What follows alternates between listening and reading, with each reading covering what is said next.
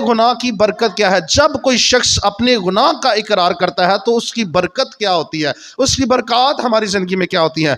Number एक, इंसान के दिल का बोझ हल्का हो जाता है।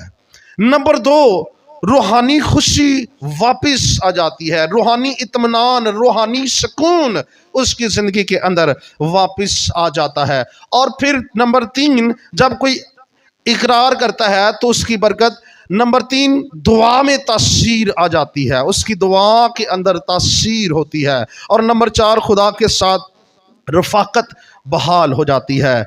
ये इकरारे गुनाह की बरकत है। जो शख्स अपने गुनाह का इकरार करता है उसके अंदर से बोझ निकल जाता है, उसका बोझ हल्का हो जाता है और वो बहाल हो जाता है, वो आज़ाद हो जाता है। खुदावन उसे बहाल करता है, रूहानी खुशी वापस आ जाती है और उसकी दुआ में तासीर होती है, खुदा के साथ उसकी रफ़ाकत बहाल हो